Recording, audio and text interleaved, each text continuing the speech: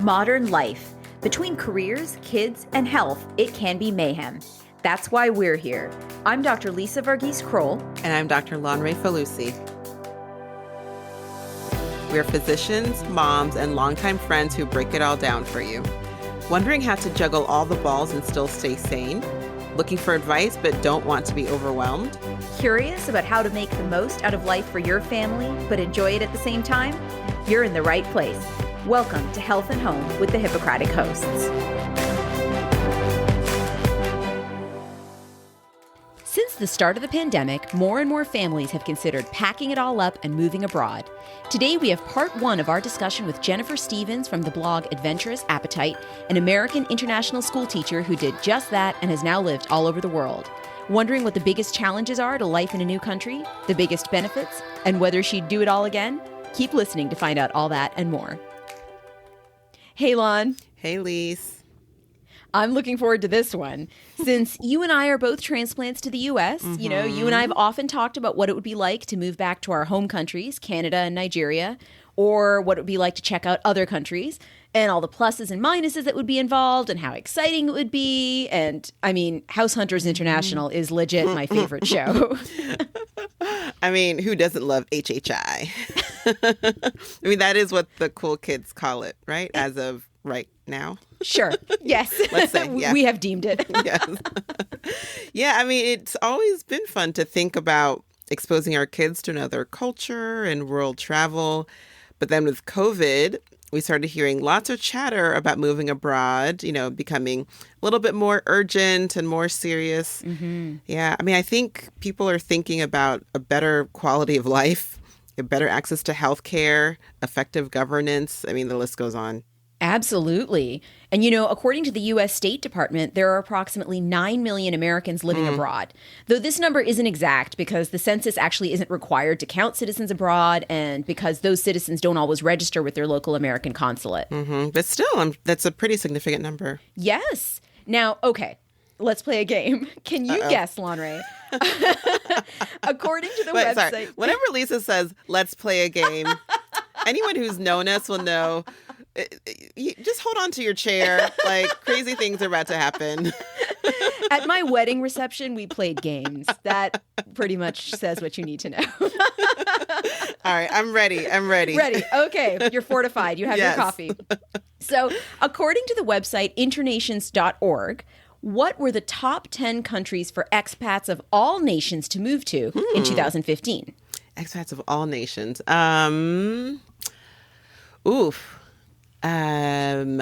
Australia, maybe the UK, China. A lot of expats in South Africa. Mexico, beaches, weather.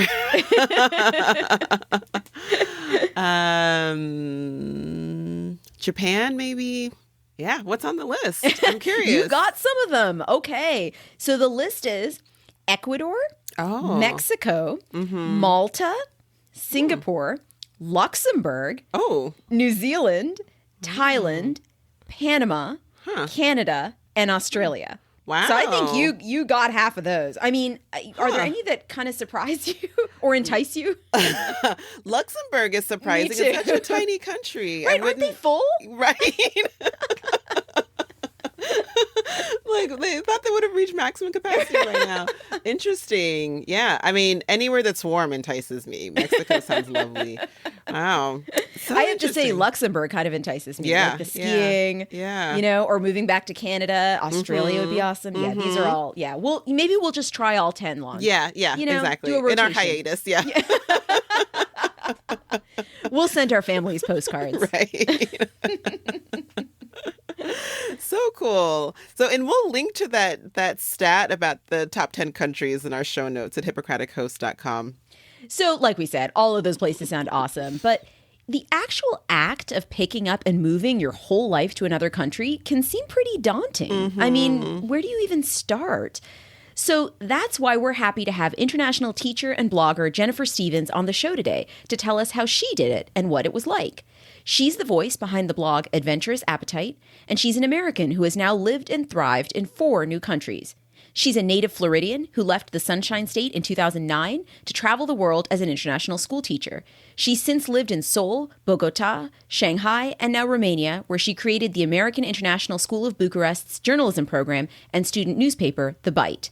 When she's not teaching, Jennifer's likely writing, taking pictures, cooking, eating, or spending time with her husband and rescue dog. From Romania, welcome, Jennifer. Thank you. Thank you for having me. Thanks for being here. So tell us a little about your background and what prompted you to move abroad and to start your blog.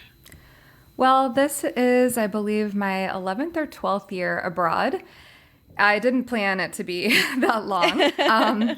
This actually started off as, well, I didn't actually know what it was going to be. I had moved abroad for the first time in 2009 at the start of the economic recession that we had starting in 2008 in the United States. I'm originally from Florida. At the time, I was a full-time writer for a publication, so I was writing for print magazines. Remember those?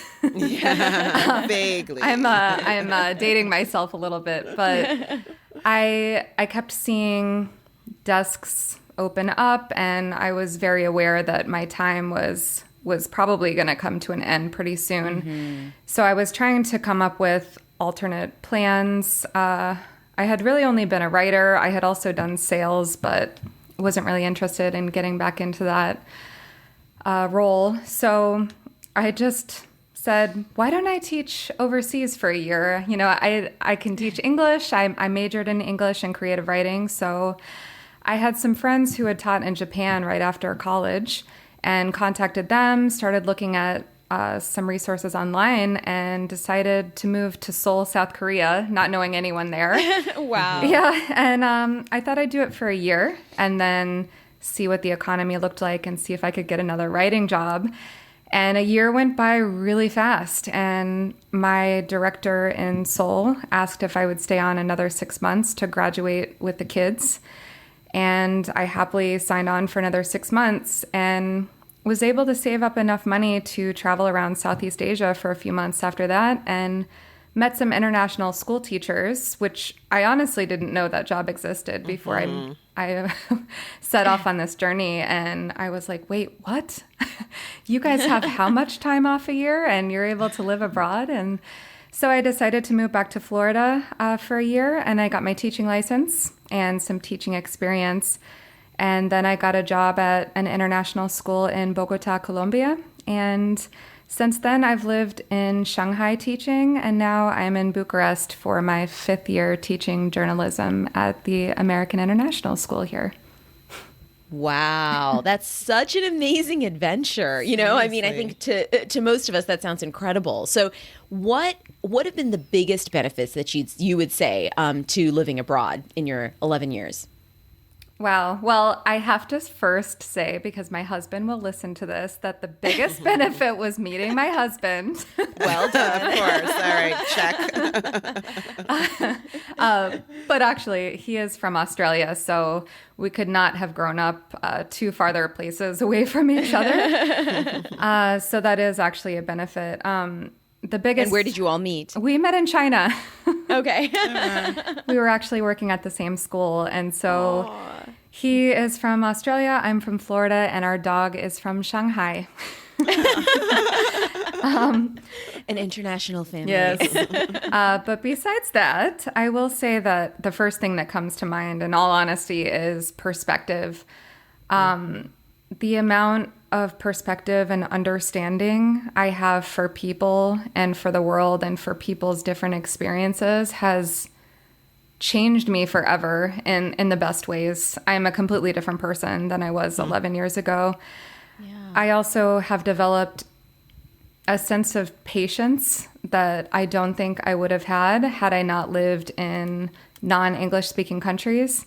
Mm-hmm. I think the list goes on, but the first thing that came up to me was perspective. Which makes a lot of sense, right? I mean, I think in the U.S., we are fortunate in that it is a fairly diverse country, but people may not recognize that when you leave the U.S., there's so much more out there. Mm-hmm. Absolutely. Yeah, yeah, and people with different life experiences, and as you mentioned, kind of learning a new language. So I wonder, though, must not all have been rosy? What have been some of the biggest challenges that you've encountered? Oh, well, how long is this podcast? As long as you Chapter need. 9. My challenges have really been dependent on the country and how long I've been abroad. I mean, you learn so many different things with time. I've been in some emergency situations. I've, had trouble not understanding people when I needed to. Challenges, kind of superficial challenges at first. I just was feeling like I was missing out on important events. I missed really important marriages and births and weddings and things that I really wanted to be a part of. And at first, that was probably my biggest challenge when I moved abroad, is just feeling like I'm missing out on all of these really important milestones. What if people forget about me? And now my challenges have kind of shifted.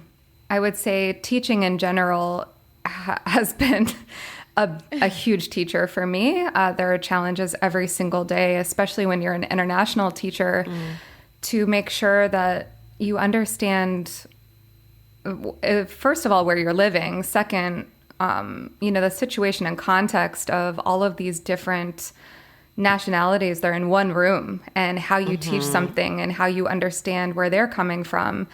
A big challenge right now is what's happening in Ukraine is horrible, and we're right on the border. Right. And this is, again, when I'm saying perspective, I'm learning something new every single day. I'm taking some of my journalism students to the train stations and to the government shelters and seeing these refugees. And I mean, that in itself is an emotional challenge, just to understand, it's so different from seeing the news and then seeing it in real life. And then also understanding that some of my students are from Ukraine, some are from Russia, some are from former Soviet states, right? And then you also have to think the people that I work with, even from Romania, the Cold War and communism didn't end that long ago. And a lot of what's happening is causing kind of PTSD, and so the challenges go on and on and on, and just depending on what's happening and where you are. So I think that answer could be rather long. No, but that's really impactful. I think especially because at the time that we're recording this, it's a couple of weeks after the Russian invasion. And I think it's a really unique experience that you have that we can't necessarily, have experienced ourselves here in the US. So I'm glad that you're able to share that. Do you have things in your experience that didn't live up to your expectations? Because when we talk about moving abroad, it's often very romanticized, and it just seems so glamorous and exciting. And maybe it seemed like that to you too at the beginning. I'm not sure, but are there things that you realized were maybe very Hollywood-esque and not the real moving abroad experience? Yeah, of course. I thought that I was like Diane Lane and Under the Tuscan Sun when I moved abroad. I'm like, I'm going to move abroad and everything's going to be beautiful and perfect. And of course. Yeah. I have been lucky, and, I told you I met my partner abroad, and I have had amazing things that have happened. I've been able to go to over 50 countries and, learn new languages and make amazing friends. But yeah, when I moved to Colombia, for example, I had in my mind, you imagine yourself in a certain way. So I would have dreams about me wearing these flowy skirts and dancing salsa every night. And, which I did dance my fair share of salsa, but there you go. It wasn't every night. I had to wake up early for school. Traffic was horrible when I lived in Bogota, and because of the general hot weather in Colombia, schools start early, even though Bogota is kind of temperate. It's kind of eternal spring. But I had to wake up at 5 o'clock in the morning. And so I was not out dancing salsa at night, hardly ever, actually. And so, yeah, you do have these romanticized ideas of what your life is going to be like. And, when we moved to Romania, we thought, wow, we're going to be in this medieval country full of castles and all of this stuff. And it is like that, but you also have to drive on one-lane highways. Sure. And it'll take hours to get there. And it's not your everyday, your everyday is you go to work, you work at a, you work at a job, and you have regular everyday conversations and experiences that you did back home, but then maybe on the weekend you do dance salsa in your flowing skirts and you do go to a medieval castle, but it's not every day, right? Sure. Yeah. I mean, to that point, I think some of the reasons that more Americans are considering moving abroad is, especially after COVID, is looking for like a better work-life balance and maybe a better cost of living or lower crime. Have you found those to be true in the countries that you've lived in, or other reasons that you might think people might be looking to move abroad? Yeah, it really depends on the country.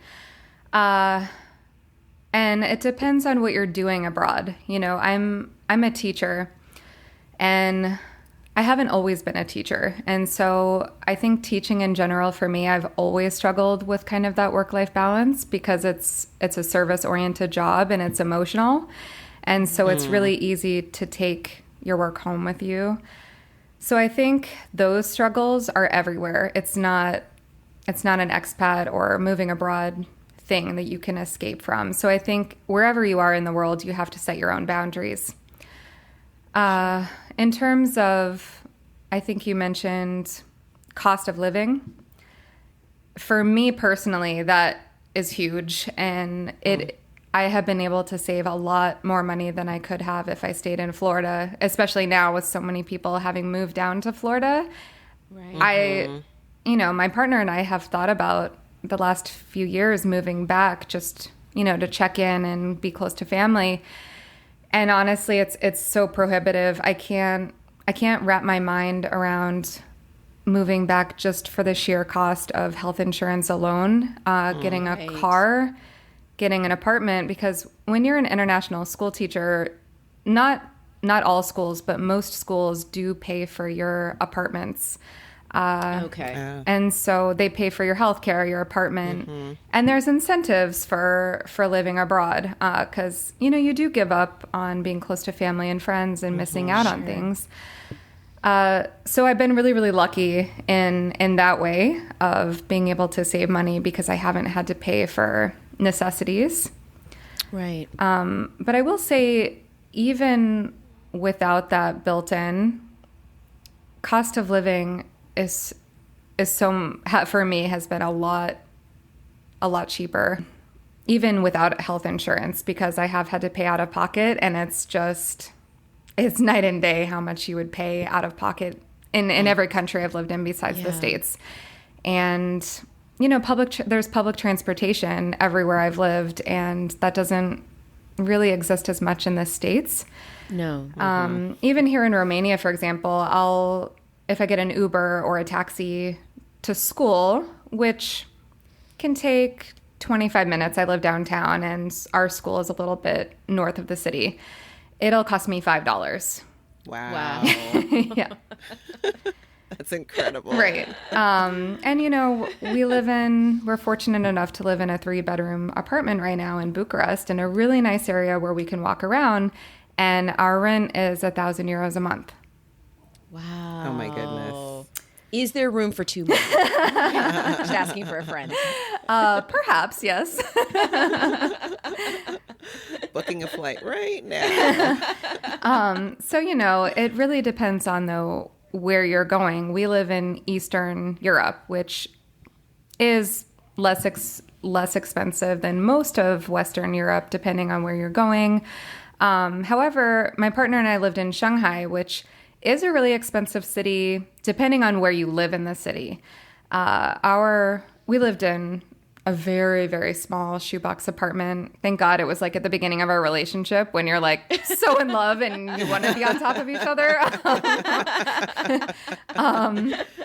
But our rent was at like 2.5 times more than we're paying now, and for a 1-bedroom apartment. But Okay. it was right in the former French concession. We could walk everywhere. And then, you know, oftentimes for dinner, we'd walk right around the corner and get, you know, we had this Uyghur noodle shop that we loved, and it cost less than $1 for a bowl of noodles. So that was our dinner. And, you know, and Amazing. yeah, and the same. Taxis were super cheap. Healthcare was really inexpensive, and we biked everywhere.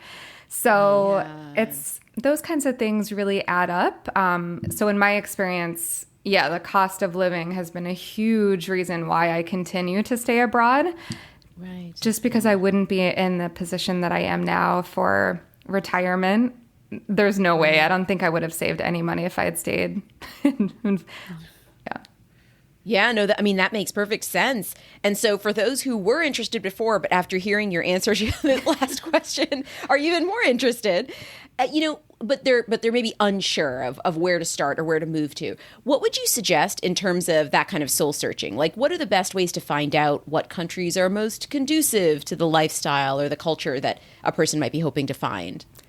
Yeah, that's such a good question. It's so individual as well. So I think the first thing I would do is do some journaling, you know, write down why are you wanting to move abroad, first of all. So is it to save money?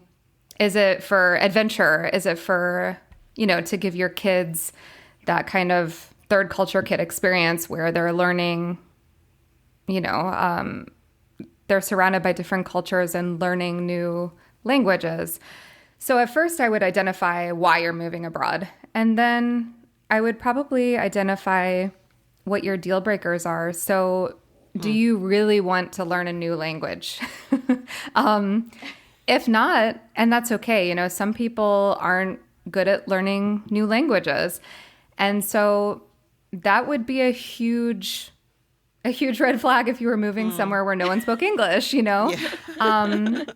So right there, that it really points to different places on the globe of where you could live just based on language alone. Then you'll want to look at experiences. So what are you going to do? You know, if you're looking to teach English as a second language, there are hotspots for that. You know, China has tons of jobs. I worked in South Korea that has a lot of those types of jobs. So that would be the next thing. But a lot of people who are moving abroad right now can work anywhere. You know, with the pandemic, it's taught us that a lot of us can work remotely. So in that case, it's just kind of what kind of experience are you looking for? And you might look at a list of, you know, the best internet places in the world. Romania actually has the fastest internet in Europe. Oh, wow. Yeah. Who knew? And so it's been a great place. When my partner and I were teaching online for a year, and it was amazing to have this really fast internet. This has been a really easy place for us to live. So I think you need to weigh the pros and cons of easy versus experience, or language versus, you know, there's always something versus something. And it's never going to be a perfect situation. You know, like we were talking about that romanticizing, you know, there's always going to be something. So I think it's just good to have a list of your non-negotiables and why you're actually moving abroad. That's a great way of framing that. Yeah. I love that. Yeah. I like the journaling idea too. I think, you know, people may have these like fleeting, exciting thoughts, but if you're forced to sit down and write the reasons, it really helps, I think, to crystallize that. That's great. Yeah. And, you know, I bring up language because we romanticize that as well, right? Sure. Because I know when I moved to Colombia, I had a few phrases under my belt. I mean, I did not speak Spanish, and the school was like, "That's fine." It was not fine. Oh, wow. It was not fine.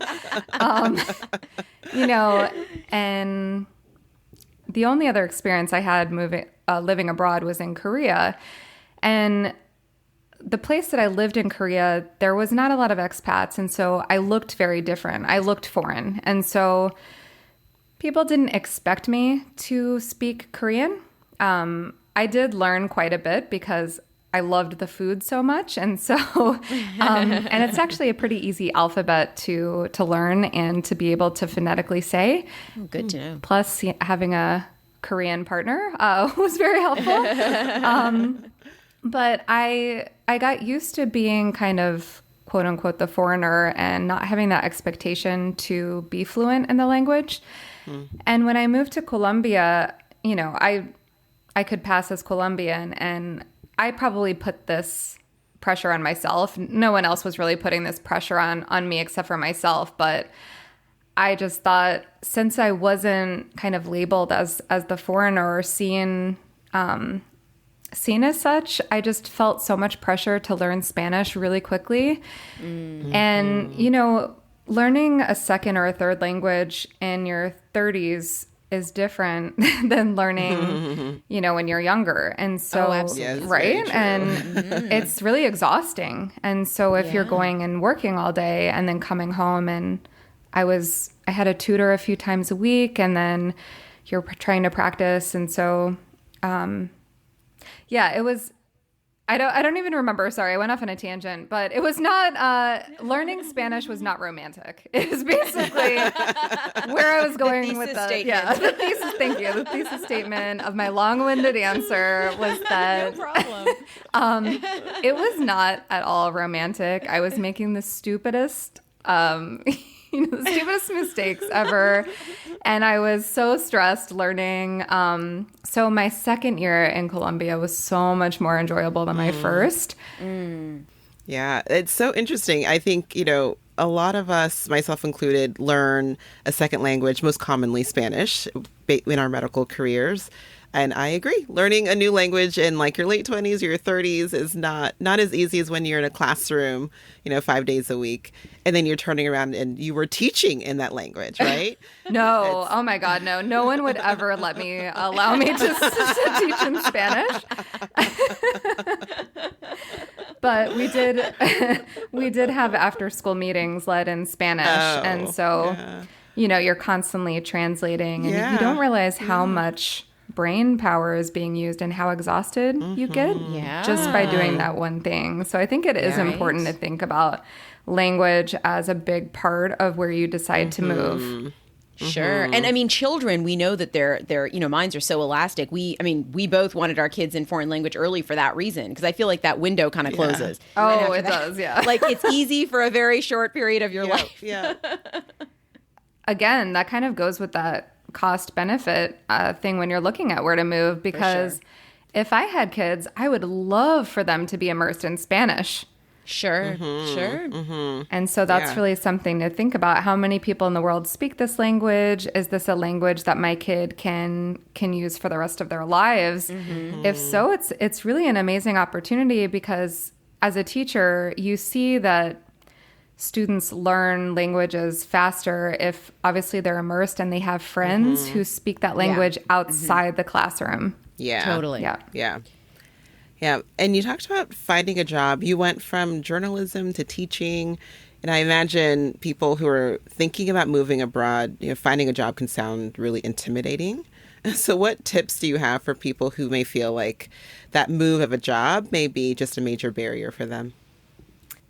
I got pretty lucky, to be honest, getting a job, because I had no idea what I was doing. I was 28 and pretty happy-go-lucky. I was very naive. I told you that I've learned so much about the world and who I wanted to be with moving abroad. But when I first did, I had no idea how the world worked. And so I was like, I'm going to teach English. And, and now I realize that in itself is a privilege, that I come from an English-speaking country and I had a college degree. Those were the only two prerequisites for me to teach English in Korea at the time. Wow. Yeah. And so I know that not everyone has that same privilege. So when I tell you my experience, it is just my experience. So I think that's going to be different for everyone depending on your skills, your background. But I will say that there are tons of different opportunities, and I think it depends how long you want to be abroad for as well. If you just kind of want to dip your toes in, remote work is a great option, or even just, there's house sitting or pet sitting that you can do abroad. So there's so many things happening right now and developing because of the pandemic, and seeing that people are so much more international than we used to be, that I think options are endless right now. This is actually going to be my last year teaching for a little while. My partner and I are taking a year off. I hesitate to say off because we're still going to be working, but I don't even know what that's going to look like. So we're looking into digital nomad visas, which are popping up all over the place. Wow. Mexico, for example, is a real hotspot for digital nomads. Also Colombia, anywhere where there's fast internet and good healthcare. These kind of digital nomad hubs are opening up. There's quite a few places in Europe as well. So that's something to look into. We're going to be doing international house sitting and pet sitting, just so that we don't have to pay for an apartment. Yeah. And so I think there's a lot of different things that you can look into. So I think the main takeaway from my, again, long-winded answer, sorry, is No, No, great. it's perfect. is just being flexible and patient with yourself, and just realizing that moving abroad can look different for so many people depending on your expertise or background or privilege, and just allowing yourself to take the time. And if you're able to, because there are a lot of ways that you can stay for free and can kind of make the space so it's not as stressful to move abroad and then all of a sudden feel like you have to make a certain amount of money right away. Right. Right. That's really incredible. Yeah. For those who aren't familiar, myself included, can you talk a little bit more about what it means to be a digital nomad? Like, how do you find these opportunities, and, what does that entail? What may your life look like a year from now? That's a good question. I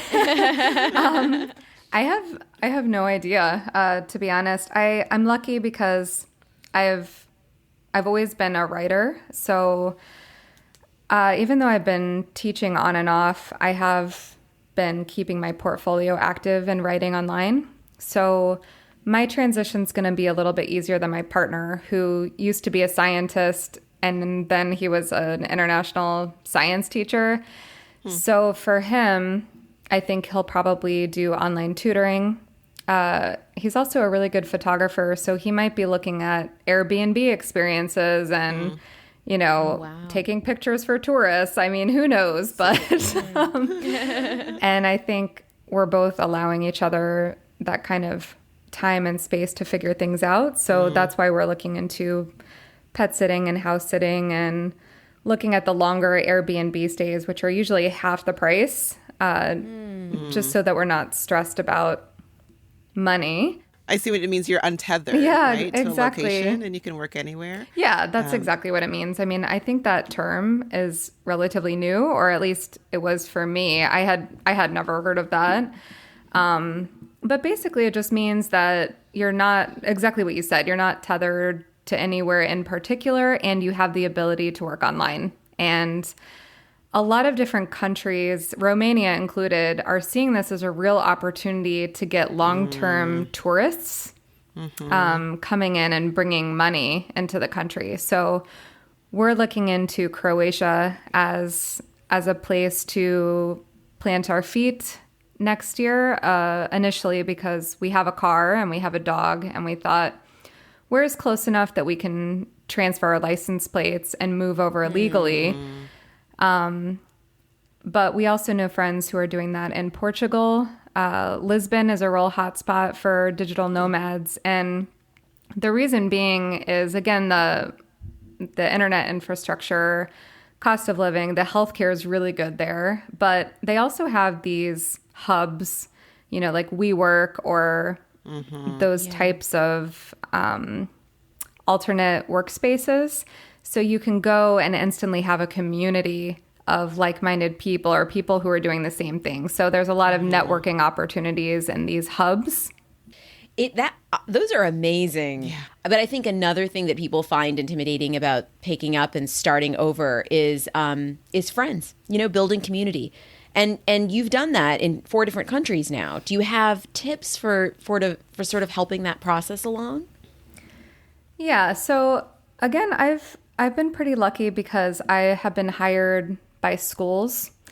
And so, which can be a mostly good thing, but it can also be negative because they become your whole life. So again, that work-life balance kind of becomes tricky. So here, for example, we got hired at an international school, and most of our friends are teachers there. Each place I've lived has been very different with who my main group of friends were, and it really depends on how many expats are in the city where you're moving, and then what kind of opportunities are there for you to explore your passions and meet like-minded people. Is language an obstacle? So if you are not in my kind of situation where you are being hired by a company and you kind of have that instant network of friends, the way I've made friends around the world is in Korea, it was meetup.com. I did a hiking trip every weekend, and just you kind of see the same people going, and then you start talking to them and they kind of just become your friends because they're also looking for friends. Right. Yeah, so I think expats are usually, in my experience, it's the easiest first place to make friends is people who are doing something similar to you and are also really needing that kind of friends who become family. Yeah. But I also think it's really important to make friends with locals as well. Otherwise, you're not getting the experience that is so necessary, and the reason why you move abroad, in my opinion, is for sure. Yeah, to better understand the world and the people living in this world. So for that, I think just following your passions and making sure you are doing stuff that align with things that are important to you. Like, for example, joining a gym if that's something that you like to do. And then, again, you start seeing the same people come and you find your tribe. Same with, I mentioned salsa dancing. There were salsa dancing clubs in Colombia for people who didn't really know what they were doing, or language exchanges are really good options because then you're working on your language skills, and usually you're meeting maybe a local who wants to learn English. And so you can have this really fun, really fun relationship where, you guys go out to eat.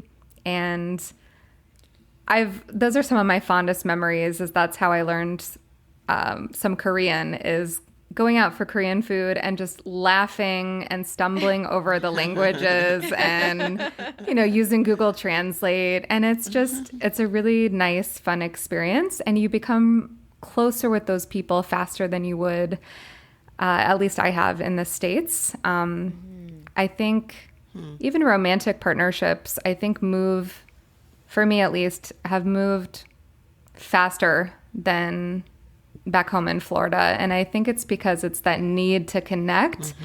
Right. Yeah, and need to form a family. Thanks so much to Jennifer Stevens for joining us today and sharing her success story about moving abroad multiple times. Make sure to tune in to episode 41 for part 2 of our chat, because she shares even more insight, such as her experiences with healthcare and her advice for moving abroad with kids, which you don't want to miss. So for more on her life, check out her blog at adventurousappetite.com. And if you're thinking about whether a new country might be right for you, check out our show notes at hippocratichost.com for resources that can help. Thanks again for listening. We appreciate it every time that you tune in. Don't forget to follow us on Facebook, Instagram, and Twitter. We would love if you could subscribe and review us on Apple Podcasts. And again, if you like what you're hearing, tell a friend about the podcast. Thanks, everyone. See you again soon for part 2. Thanks for listening to Health at Home with the Hippocratic hosts. Remember that all views expressed here are our own, not our employers, and all content is for informational purposes only and should not be construed as medical advice, nor the establishment of a doctor-patient relationship. Always consult your own physician or healthcare team for any medical issues. If you enjoyed this episode, please rate us, subscribe, and tell a friend. And check out our website at www.hippocratichosts.com for show notes on this and all our episodes. Can't wait to chat with you next time.